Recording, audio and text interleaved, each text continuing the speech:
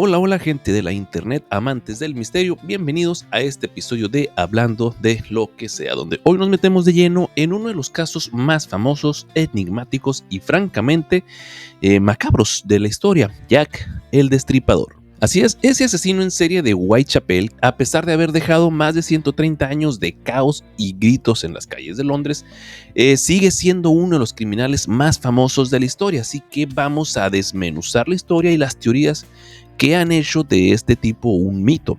Así que preparen sus linternas, sus mejores anécdotas de misterio y sobre todo su sentido del humor, porque pues vamos a recorrer desde los oscuros callejones de Londres victoriano hasta los modernos laboratorios donde hoy se intenta resolver el enigma con pruebas de ADN. Así que dale play a la intro.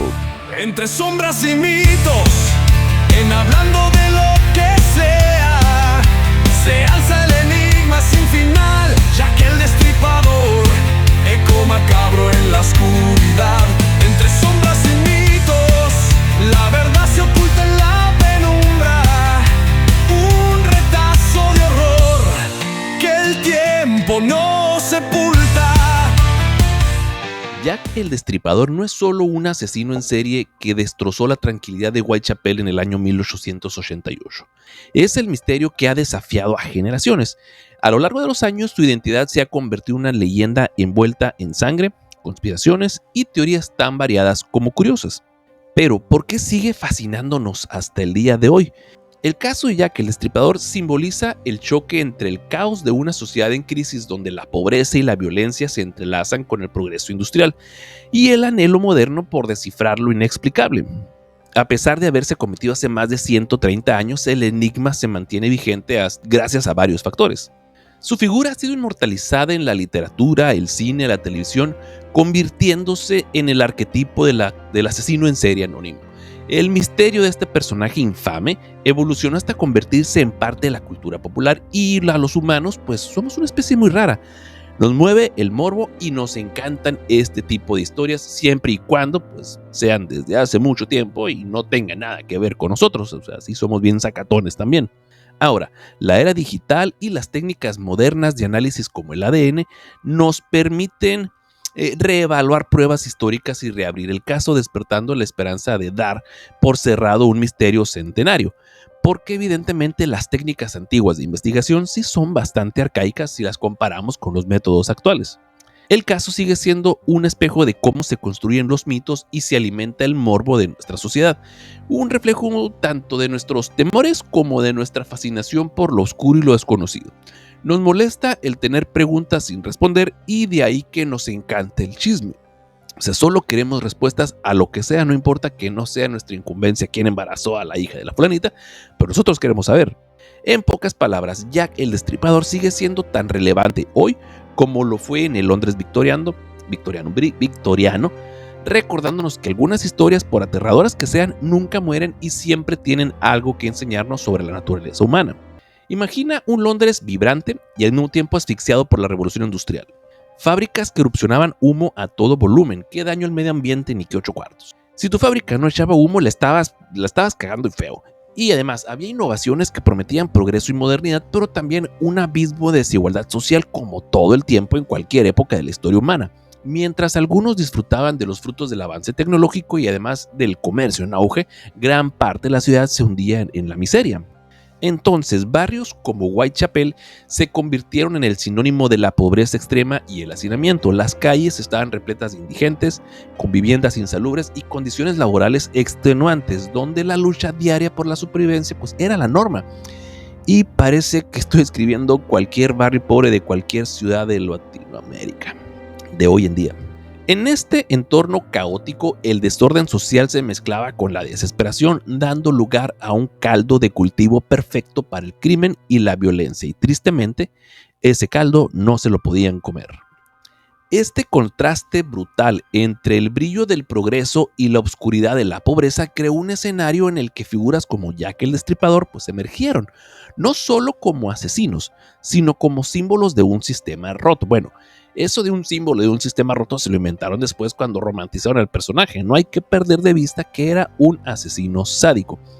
La brutal realidad de la vida en Londres victoriano, donde la riqueza y la miseria coexistían a unos cuantos metros de distancia, refleja el caos social que aún hoy nos recuerda la fragilidad de las sociedades en momentos de cambio acelerado. Y de nuevo, podemos ver este fenómeno hoy en día en muchos países que, por un lado, son potencia tecnológica, económica y todos los ICAs que se te ocurran, pero por el otro lado tienes a mucha de su gente que si ven un perro deja tu muerto dormido en la banqueta, se lo van a lonchar. Whitechapel, en el corazón de Londres victoriano, era mucho más que un barrio empobrecido, era un microcosmos de desesperación, caos y contrastes. Las calles estrechas y sombrías estaban impregnadas de una humedad impersistente, porque pues nada define a Londres como el clima frío y lluvioso de la ciudad, que sumado a la falta de saneamiento contribuían pues a un ambiente muy opresivo. Entonces, el hacinamiento era la norma, gente amontonada por todos lados, las viviendas abarrotadas e insalubres se hacían bolas unas contra otras, sin dejar espacio para la privacidad ni para condiciones de vidas dignas. A fuerzas le tenías que perder el asco a los vecinos. La pobreza extrema obligaba a muchos a vivir en condiciones que rozaban en la miseria, donde la falta de recursos y la constante lucha por supervivencia pues creaban un ambiente de tensión y también de desesperanza. Insisto, parece que estoy hablando de cualquier ciudad de Latinoamérica hoy en día. Entonces, esta atmósfera era el caldo de cultivo perfecto para el crimen, y me encanta la frase caldo de cultivo. Creo que le voy a cambiar el nombre al podcast ahora a el caldo de cultivo. Bueno, ya me distraje otra vez. Recuerden que estamos hablando de 1888, entonces la oscuridad de las noches, la falta de iluminación pública y la escasez presencial de policías en las zonas más marginadas permitía que actividades ilícitas se llevaran a cabo sin ser detectadas. Y ya me están incomodando las similitudes. Bueno, además, la mezcla de residentes inmigrantes, trabajadores marginados sociales generaba un tejido comunitario muy frágil, donde el anonimato y la desconfianza pues era la moneda corriente en ese lugar. En este escenario, el surgimiento de un asesino como Jack el Destripador no resulta tan sorprendente. La violencia y el desorden eran casi cotidianos, y en medio de la desesperación, un individuo con una mente perturbada podía pasar desapercibido, alimentándose de oscuridad literal y figurativa que impregnaba cada rincón de Whitechapel. El barrio, con su caótico entramado de calles mal iluminados y callejones angostos, se convirtió en el escenario ideal para que un criminal que aprovechara el anonimato y el caos ejecutara sus brutales crímenes sin levantar sospechas inmediatas. Así, la atmósfera de Whitechapel no solo facilitó la existencia de un asesino en serie, sino que también cimentó el mito de Jack el Destripador, un espectro que emergió de las sombras de una sociedad fracturada y olvidada. Si nos ponemos muy poéticos, ¿no? Vamos a sumergirnos en la cronología de un terror que sacudió el East End de Londres en 1888 durante un breve periodo, pero escalofriante lapso entre agosto y noviembre. Whitechapel se convirtió en el escenario de una serie de crímenes que hasta hoy hacen que muchos se estremezcan y que a otros pues nos saque alguna risita nerviosa e incómoda, ¿verdad?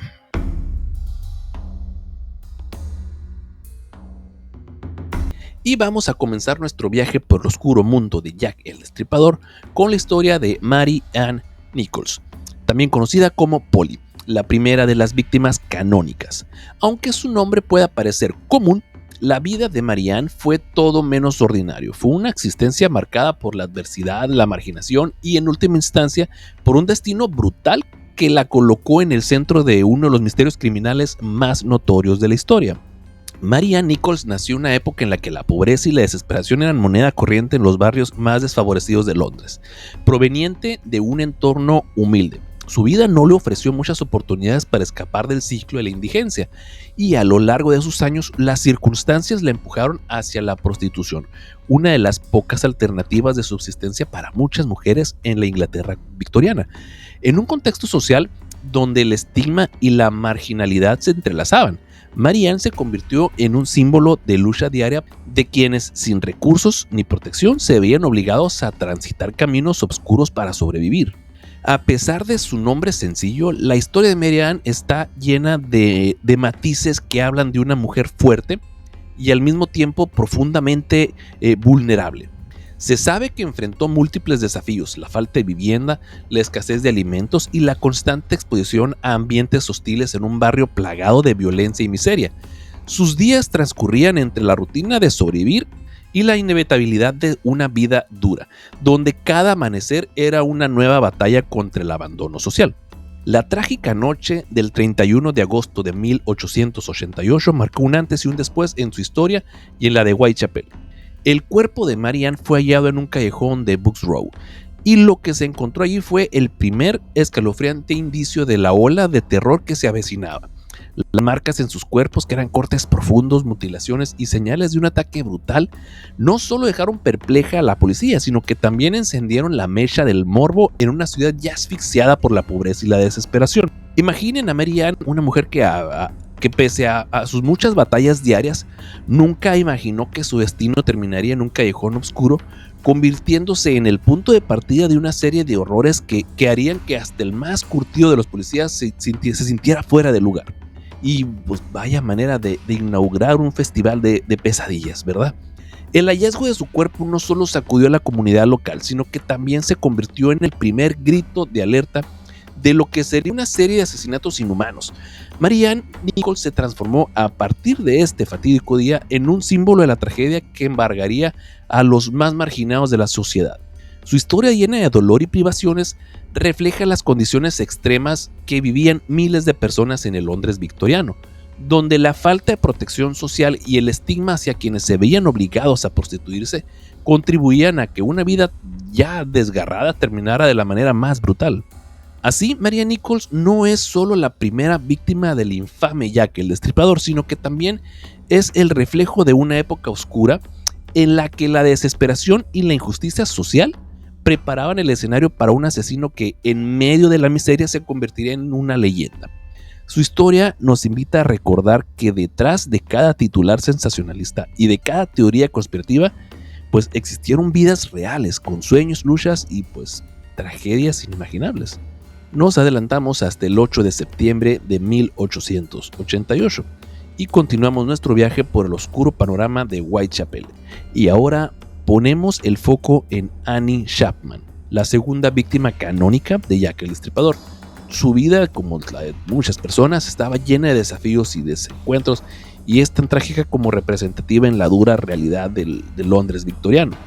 Annie Chapman nació en circunstancias humildes también, y a lo largo de su existencia Annie enfrentó el estigma social, la inestabilidad y la violencia inherente a la vida en los barrios más empobrecidos de Whitechapel, y su rostro, visible en la memoria colectiva de aquellos tiempos, contaba la historia de una mujer que, a pesar de sus esfuerzos por encontrar una salida, quedó atrapada en un ciclo de miseria y de desesperación. La noche del 8 de septiembre de 1888, el destino le jugó la jugada más cruel. El cuerpo de Annie Ann Chapman fue hallado en un patio trasero en Hanbury Street, en pleno corazón de Whitechapel. Lo que encontraron los oficiales fue escalofriante. Su cuerpo había sido sometido a un ataque brutal con cortes profundos en el abdomen y evidentes signos de mutilación. Los informes forenses de la época indican que se le retiraron parte de sus órganos, incluidos, según algunas fuentes, su útero, en una muestra de violencia que superaba incluso los límites de lo imaginable para esa época.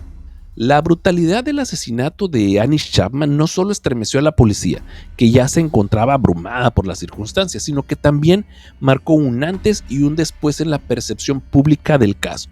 La violencia extrema con la que fue atacada alimentó aún más la paranoia y el morbo en una ciudad ya plagada por la miseria.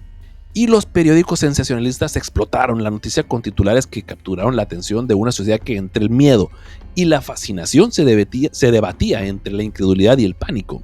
El impacto de su muerte se extendió más allá de la simple pérdida de una vida. Annie Chapman se convirtió en un símbolo de la fragilidad y el abandono de las mujeres marginadas de aquel Londres sombrío, y su historia reveló la cruda realidad de una sociedad que, mientras celebraba los avances de la revolución industrial, dejaba a sus ciudadanos más vulnerables en una situación de desespero y abandono. Seguimos nuestro macabro recorrido en Whitechapel y ahora nos adentramos en lo que muchos llaman la noche doble. El 30 de septiembre de 1888, cuando dos víctimas, Elizabeth Stride y Catherine Eddowes, fueron asesinadas en la misma noche. Dos historias entrelazadas en un episodio de horror que redefiniría el perfil del destripador. Elizabeth Stride, a menudo apodada Long Liz, es una de las víctimas canónicas cuyo caso envuelve tanto misterio como tragedia. A diferencia de otras víctimas, se sabe muy poco sobre su vida personal. La noche del 30 de septiembre de 1888, Elizabeth fue hallada en Dutfield's Yard, en la calle Berner, en Whitechapel. Curiosamente, su cuerpo mostraba signos de un ataque menos meticuloso en cuanto a mutilaciones se refiere. Muchos expertos sugieren que el destripador pudo haberse visto interrumpido, lo que habría provocado que no se llevara a cabo su obra maestra de violencia total. Este hecho ha generado debate. ¿Fue la prisa del asesino o simplemente un fallo en su meticuloso ritual? Sea como fuere, el destino de Elizabeth quedó sellado de la forma abrupta, convirtiendo en la víctima incompleta de una noche que pretendía ser perfecta en crueldad. Si Elizabeth fue la víctima incompleta, Catherine Eddowes es sin duda el epítome de la brutalidad del destripador. Conocida cariñosamente como Kate, Catherine tenía una vida marcada por las dificultades propias del ambiente en el que se vivía. Se cree que, al igual que muchas mujeres de Whitechapel, se vio empujada hacia la prostitución por la necesidad y la falta de opciones, pero a diferencia de otras historias, la de Catherine destaca por la ferocidad con la que terminó su vida. La noche del 30 de septiembre, poco después del brutal destino de Elizabeth, se encontró a Catherine Eddowes en Mitre Square, en una escena que superó incluso a la de su compañera. Los informes forenses de la época describen un acto de violencia extrema. Además de tener la garganta cortada, su cuerpo fue objeto de mutilaciones horribles, con evidencias de que el asesino le retiró parte de los órganos, y este meticuloso desmembramiento no solo mostró la frialdad del atacante, sino que cimentó el terror colectivo y la imagen del destripador como un artista macabro obsesionado con la perfección en la mutilación. Mientras que Elizabeth pudo haber escapado en cierto modo de la obra completa, a Catherine le tocó recibir el paquete completo, un festín de violencia que, si bien horroroso, terminó de definir el modus operandi del destripador. El hecho de que Elizabeth Stride y Catherine Eddowes fueran asesinadas en la misma noche intensificó el pánico en Whitechapel. Conocida como la Noche Doble, este episodio elevó el nivel de terror a un nuevo estrato. Mientras algunos piensan que el destripador se vio interrumpido durante el ataque a Elizabeth, y su incesante sed de violencia se desató completamente en el caso de Catherine. La dualidad de estos dos asesinatos ha alimentado innumerables teorías. ¿Fue la falta de tiempo, el miedo o simplemente un error del asesino el que hizo que dos víctimas tuvieran finales tan distintos? Lo que es indudable es que esa noche cambió para siempre la percepción de la ciudad sobre el mal encarnado en Jack el Destripador, dejando una huella imborrable en el imaginario colectivo. La Noche Doble no solo dejó a Whitechapel en ruinas, sino que también consolidó la imagen del Destripador como un ente dual, capaz de adaptarse a cada víctima y, dependiendo del momento, ofrecer un espectáculo de violencia incompleto o uno absolutamente devastador. Un verdadero maestro del terror al que ni la prisa ni la interrupción pudieron detener completamente. Llegamos a la historia de Mary Jane Kelly, la última de las víctimas canónicas de Jack el Destripador, y sin duda la cuyo final es considerado el más brutal de todos. Su trágica vida y su atroz muerte encapsulan el horror de la miseria de Whitechapel en 1888. Debido a las circunstancias desesperadas, Mary Jane se vio obligada a trabajar en la prostitución, que era básicamente la única alternativa viable para sobrevivir en un entorno en el que la miseria era la norma y la dignidad se sacrificaba día a día. Lejos de ser una elección de vida, su incursión en este mundo fue una imposición del destino marcada por la necesidad y el abandono. Y así, Mary Jane, que quizás en otra vida habría podido soñar con algo más que sobrevivir, se encontró atrapada en un callejón sin salida, donde cada día era una lucha y cada noche un recordatorio de que la sociedad victoriana tenía pocas ganas de proteger a los suyos. Mary Jane Kelly vivía en condiciones que hoy nos resultarían insoportables. Se alojaba en una pequeña y sombría habitación en Miller's Court, un lugar emblemático de Whitechapel, caracterizado por una suciedad y su hacinamiento y la constante sensación de abandono. En esos espacios reducidos la vida se desarrollaba entre el murmullo de la miseria y el incesante eco del olvido social.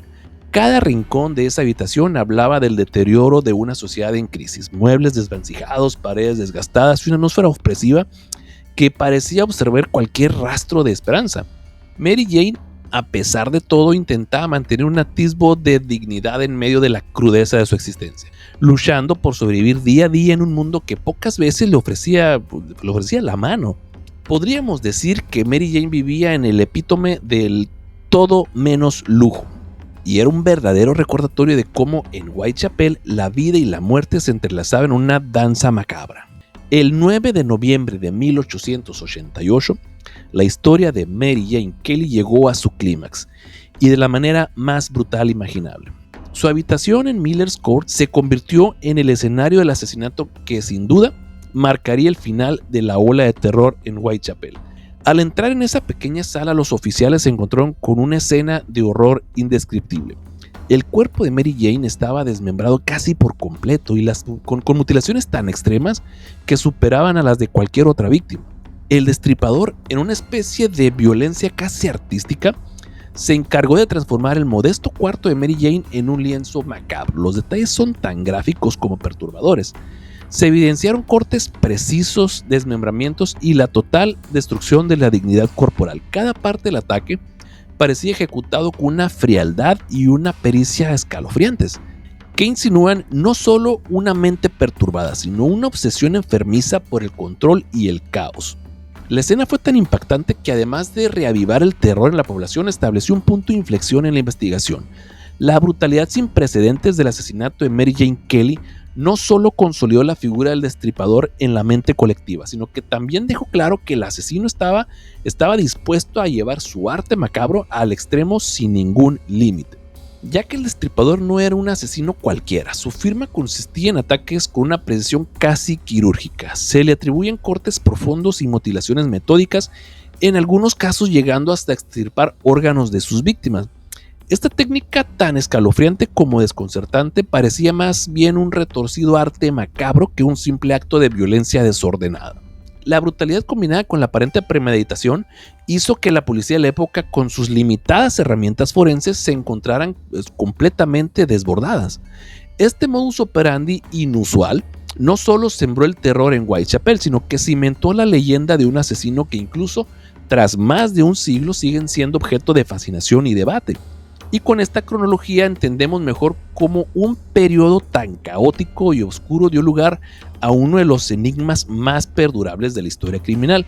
Y ahí es justamente donde la historia de Jack el Destripador se vuelve tan irresistible para la cultura popular y pues para nuestro propio morbo. Los brutales asesinatos en Whitechapel no solo marcaron una serie de fechas en el calendario, sino que encendieron una ola de pánico y conmoción que se extendió por toda la ciudad. Londres, ya asfixiado por la pobreza y el caos de la revolución industrial, se vio aún más perturbado por el aspecto de un asesino que acechaba en las penumbras. La prensa, obviamente hambrienta del sensacionalismo, inundó las calles de titulares escalofriantes y descripciones gráficas de las víctimas mutiladas. Cada nuevo crimen alimentaba rumores y teorías conspirativas, mientras la población se debatía entre la incredulidad y el terror. Las historias sobre un asesino inhumano que parecía moverse con la precisión quirúrgica en medio de la oscuridad se propagaron tan rápido como el humo de las mismas fábricas. Y la respuesta de la policía fue, en muchos casos, tan caótica como la propia ciudad. Como dije anteriormente, con recursos limitados, métodos rudimentarios, los oficiales se vieron desbordados, lo que generó una sensación de impotencia y frustración tanto de las autoridades como del público. Ante la inacción aparente surgieron comités de vigilancia ciudadana como la infame Whitechapel Vigilance Committee, que eran formados por vecinos desesperados por protegerse en una noche donde el peligro parecía acechar en cada esquina. Este clima de miedo provocó cambios significativos en la conducta social. Las calles se vaciaron tras el anochecer, las familias se encerraban y muchos incluso se negaban a salir de sus hogares. Y en los barrios más acomodados, aunque el impacto fue menor, la noticia de los macabros crímenes generó inquietud y un sentimiento general de que la civilización estaba tambaleando tantito. En resumen, el impacto de los crímenes de Jack el Destripador fue doble. Por un lado, expuso las profundas fracturas y vulnerabilidades de una sociedad en crisis, y por el otro, creó un legado de terror y fascinación que no solo paralizó a una ciudad, sino que perdura en el imaginario colectivo hasta nuestros días. La mezcla de horror, desconfianza y sí también hasta cierto morbo fue lo que transformó estos hechos en una leyenda imborrable.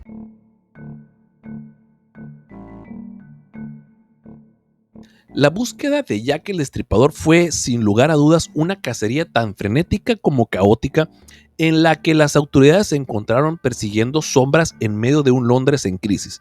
Ahora, imagínate a la policía metropolitana de la época, armada con técnicas forenses rudimentarias y sin la tecnología que hoy damos por sentada, tratando de descifrar pistas dispersas en el barrio de Whitechapel. Cada callejón oscuro y cada esquina plagada de miseria se convertía en el escenario perfecto para teorías que a menudo rozaban en lo fantasmal o en lo fantástico. Y el desafío de la investigación radicaba en la complejidad de reunir evidencia en un entorno caótico, la falta de iluminación, el hacinamiento, la ausencia de protocolos para la recolección de pruebas y sobre todo la presión mediática que alimentaba el morbo y la histeria. Además, la prensa, en su ansia de titulares sensacionalistas, no tardó en convertir cada nuevo hallazgo en una excusa para lanzar al azar nombres y perfiles de posibles culpables, desde aristócratas desequilibrados hasta carniceros con un oscuro apetito, donde cada pista, por tenue que fuera, se convertía en el ingrediente perfecto para alimentar la leyenda de Jack el Destripador. La diversidad de teorías surgidas no solo reflejaba las limitaciones de la investigación de la época, sino también el ansia colectiva de encontrar una explicación al horror que asolaba un barrio ya marcado por el abandono y la desesperación. Y en medio del caos de una investigación sin tecnología forense moderna y una prensa viva de sensacionalismo, emergieron diversas figuras como posibles responsables de los brutales crímenes de Whitechapel. Cada uno aportó su propia narrativa al enigma y aunque algunas teorías han sido descartadas con el tiempo, han dejado una huella imborrable en el imaginario colectivo. Entonces nos adentramos en la historia de los principales sospechosos. John Druitt nació el 15 de agosto de 1857 en Wimborne, en el seno de una familia respetable. Desde joven, Druitt demostró ser un individuo inteligente y ambicioso. Se educó en el prestigioso Winchester College, donde cultivó una afición por el deporte, especialmente el cricket, y luego continuó sus estudios en la Universidad de Oxford. Esta formación le abrió las puertas a una carrera en el ámbito legal y educativo, campos en los que destacaría por su disciplina y vigor. Después de completar sus estudios, Druitt se adentró en el mundo del derecho, se convirtió en barrister y según algunas fuentes también ejerció como maestro. Su vida profesional, en apariencia impecable, contrastaba con las sombras que años más tarde lo vincularían con los macabros hechos de Whitechapel. Además, se le conocía por ser un hombre culto y deportista, lo que le daba una imagen casi intachable en una sociedad que, en aquel entonces, valoraba la reputación y la honorabilidad. Lo que realmente enciende el interés en Druitt es el oscuro episodio de su repentina desaparición y muerte a finales de 1888, justo cuando la ola de crímenes de Jack el Destripador comenzaba a desvanecerse. Druitt fue encontrado muerto en el río Támesis, en circunstancias que para muchos parecen demasiado misteriosas para ser meramente fortuitas. El hecho de que su deceso se produjera poco después del último asesinato, el de Mary Jane Kelly, aumentó la hipótesis de que su muerte pudo estar relacionada con los crímenes, sugiriendo que un hombre con tal carga psicológica podría haberse visto abrumado por sus propios demonios. La rápida caída en desgracia de Druitt y su trágico final han llevado a algunos a postular que pudo haber sufrido problemas mentales no detectados, lo que habría impulsado a cometer actos inhumanos, aunque nunca se encontró evidencia directa que lo vincularan con los asesinatos, y su repentina desaparición y muerte fueron interpretadas por algunos como un indicio de culpa o de una mente que enfrentaba el peso de sus propios pecados y que decidió terminar con su vida. Uno de los argumentos más fuertes a favor de su implicación es la coincidencia temporal. Los crímenes cesaron poco después de su muerte. Esta sincronización ha llevado a muchos a preguntarse si la desaparición de Druitt marcó el fin de una serie de crímenes planificados o si en algún oscuro giro del destino su muerte fue el resultado de su propio remordimiento o incluso de un encubrimiento por parte de las autoridades. A lo largo de los años, Druitt ha sido objeto de intensos debates entre historiadores y riperólogos, mientras algunos lo consideran un sospechoso plausible, argumentando que su perfil y circunstancias encajan en el patrón de los crímenes, otros los descartan por la falta de pruebas concluyentes. Lo cierto es que, en ausencia de una confesión o evidencia forense directa, algo que en aquel entonces era prácticamente imposible obtener, su figura se mantiene en un limbo de incertidumbre que sigue alimentando el mito del destripador. Ahora, queridos oyentes, nos adentramos en uno de los personajes más controvertidos y enigmáticos del caso Jack el Destripador, Aaron Kosminski. Este sospechoso, cuya historia parece sacada de una novela gótica, fue un inmigrante polaco que se instaló en Whitechapel y su vida está impregnada de sombras, locura y, claro, de un toque de ironía de lo absurdo. Aaron Kosminski llegó a Inglaterra en la década de 1880. Su familia huía de la brutal persecución antisemita y se estableció en los barrios empobrecidos de Whitechapel, donde miles de refugiados buscaban una nueva oportunidad en medio del caos de la revolución industrial. En este entorno, Aaron, con su nombre ya difícil de pronunciar para los anglófonos, se dedicó a trabajar como barbero. Aunque los registros lo describen como un modesto barbero, la verdadera historia de Aaron se entrelaza con la tragedia y la marginalidad. Se dice que su salud mental empezó a deteriorarse desde relativamente joven. Testimonios y documentos de la época relatan que Aaron sufría de alucinaciones auditivas y que mostraba una paranoia extrema, especialmente en lo que respecta a la ingestión de alimentos de otros. Se negaba a bañarse y, en resumen, un cuadro típico de lo que hoy llamaríamos esquizofrenia. Curiosamente, en los informes de la institución se le consideraba en gran parte inofensivo, es decir, dentro del confinamiento no se catalogaba como un peligro para los demás, lo que contrasta enormemente con la imagen violenta y despiadada que algunos querían atribuirle como Jack el Destripador. La leyenda de Jack el Destripador nació en las calles sangrientas de Whitechapel y en ese ambiente de terror, Aaron Kosminski emergió como uno de los sospechosos principales. En 1894 se incluyó el nombre Kosminski en documentos de Scotland Yard. Aunque en los documentos el nombre no se especifica, años más tarde, mediante una revisión de los registros, se identificó a Aaron Kosminski como el único individuo con ese apellido en la época. A pesar de todas las sospechas y teorías, Aaron Kosminski nunca fue arrestado ni procesado por los horrendos crímenes de 1888. En 1891, tras amenazar a su propia hermana con un cuchillo, fue internado en un asilo para lunáticos. Pasó los siguientes 28 años de su vida internado en varios asilos. Y durante ese tiempo sus registros clínicos hablan de un hombre perturbado, pero no necesariamente violento, en lo que exigían los asesinatos que se le imputaban. Finalmente, Aaron murió el 24 de marzo de 1919 a la edad de 53 años, víctima de una gangrena en la pierna, y fue sepultado en el cementerio judío de East Ham en Londres. ¿Realmente fue él Jack el Destripador o es solo otro engranaje en la maquinaria del misterio? Como siempre, la verdad se oculta entre las grietas del tiempo, dejándonos a nosotros, los eternos curiosos, con más preguntas que respuestas. Francis Tumbletti nació en Estados Unidos en la década de 1830. Aunque en las fechas exactas varían según las fuentes, desde joven se destacó por ser un médico poco convencional, lo que en aquella época ya le valía un calificativo de charlatán. Su formación médica, si es que en realidad la tuvo, en la forma como hoy la entendemos, se vio empañada por métodos poco ortodoxos y prácticas cuestionables que distaban de la medicina tradicional. Tumbletti ejerció en Estados Unidos, pero su vida tomó un giro turbulento. Se vio envuelto en controversias y problemas legales y su comportamiento excéntrico le llevó a abandonar su país natal en busca de nuevas oportunidades o de un escenario en el que nadie cuestionara demasiado sus métodos. Se trasladó a Europa y fue en este contexto, en medio de la agitación social y el caos de la Londres victoriana, donde su figura se relacionó con el ambiente lúgubre y el sangriento de Whitechapel. Lo que realmente marcó a Francis Tumbletti en la historia de Jack el Destripador fue su marcada hostilidad hacia las mujeres. Varias fuentes de la época y estudios posteriores han señalado que Tumbletti mostraba una actitud misógina extrema, algo que encaja inquietantemente con el perfil del asesino que mutilaba brutalmente a prostitutas. Se dice que su conducta era errática y a menudo provocadora, y que su personalidad, a la vez seductora y perversa, lo hacía capaz de cometer actos atroces.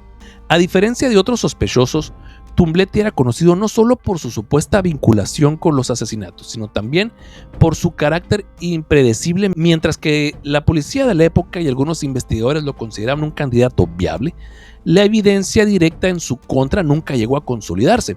Sin embargo, su reputación, alimentada por rumores y testimonios fragmentados y el morbo de la prensa sensacionalista lo convirtió en uno de los nombres recurrentes en los debates sobre quién era realmente Jack el Destripador.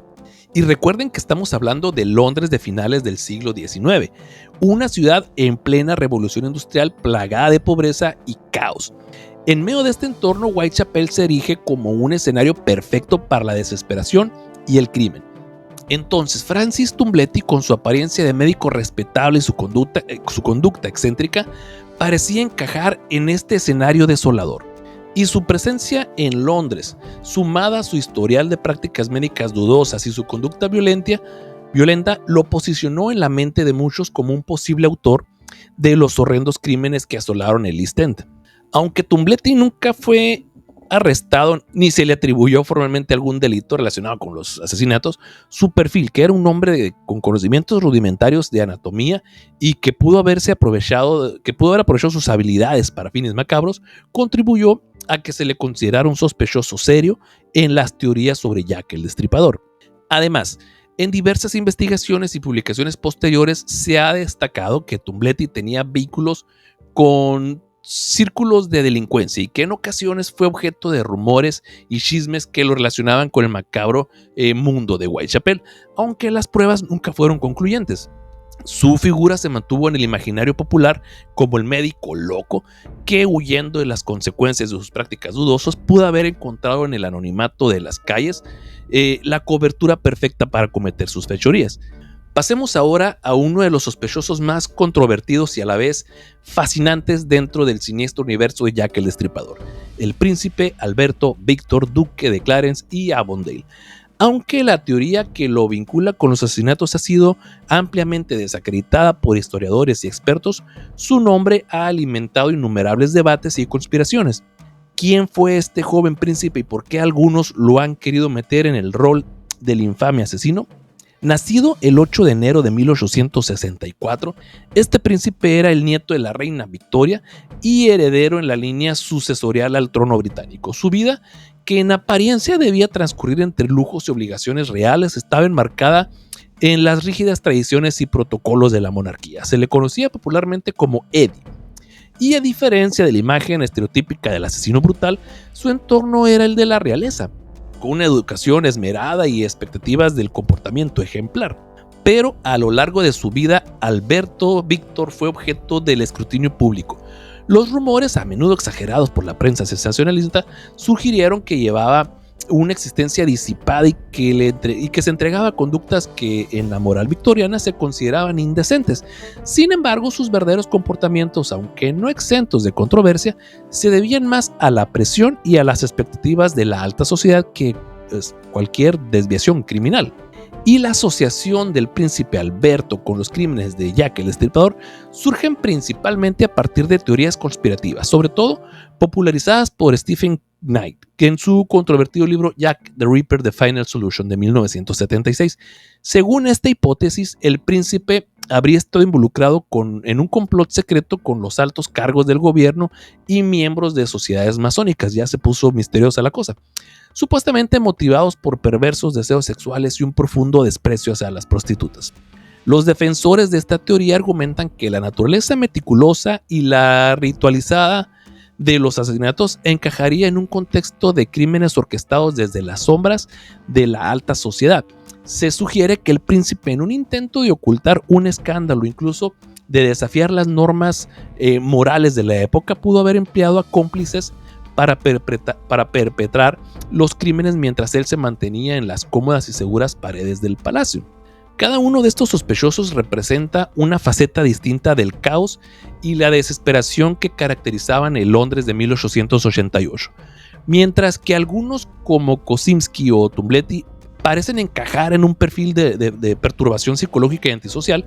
Otros como Druid o el príncipe Víctor surgieron de contextos que desafiaban las convenciones sociales de la época.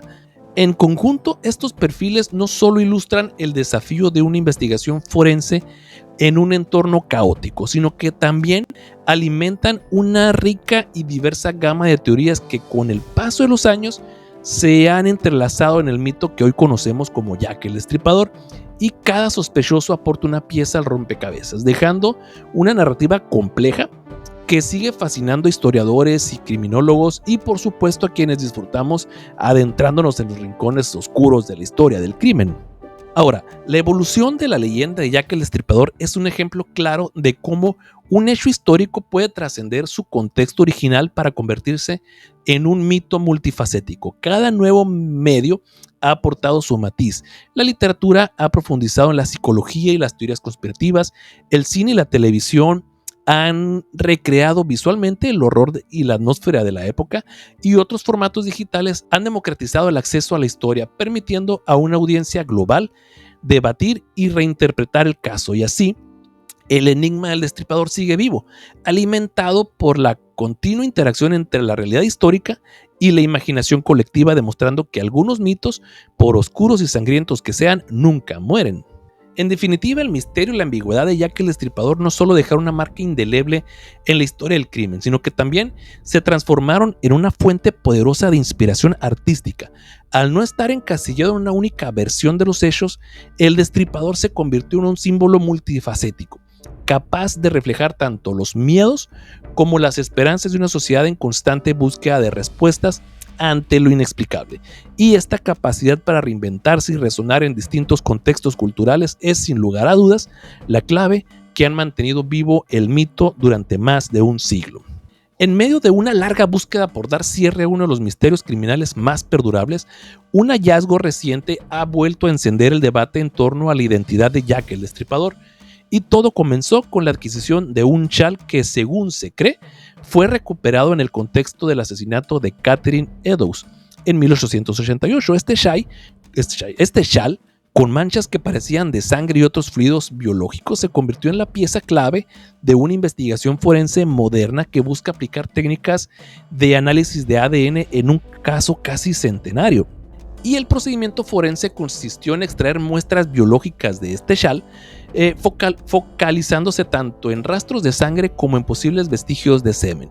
Estos elementos, en condiciones ideales, podían contener material genético que permitiera identificar a quienes estuvieron presentes en la escena del crimen.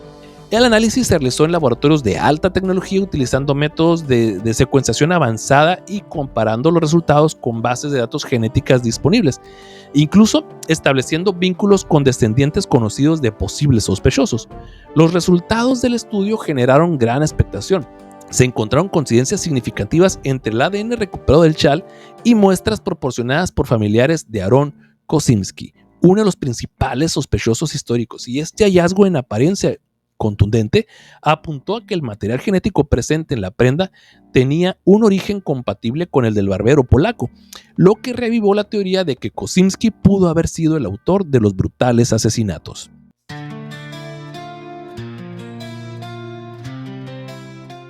Y es así, amigos, que llegamos al final de nuestro retorcido viaje a través de las sombras de Whitechapel y el enigma de Ripper. No suelo grabar videos tan largos, pero me sorprendí de la cantidad de detalles que hay sobre este tema. Es increíble. Dejé muchas cosas fuera de este episodio porque de plano es mucho. Yo creo que, bueno, ¿saben lo que voy a hacer? Voy a empezar a subir en mis diferentes redes sociales datos que dejé fuera de este episodio, porque de verdad es impresionante lo que hay aquí. Pero yo no dejo de hacerme la siguiente pregunta: ¿qué hay de cierto en la leyenda y qué es solo fruto de una imaginación morbosa? Gracias por acompañarme en este episodio. No olvides suscribirte, dejar algún comentario y compartir con aquellos que disfrutan de un buen misterio y con un toque de ironía. Así que pásala bonito y nos vemos en el próximo episodio. Adiós.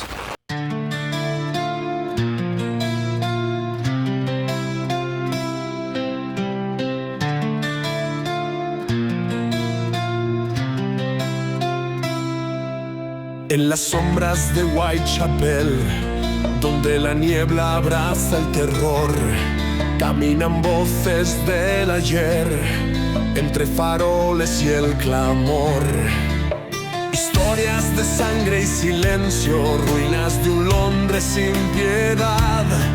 Un asesino sin rostro se esconde entre la miseria y la soledad.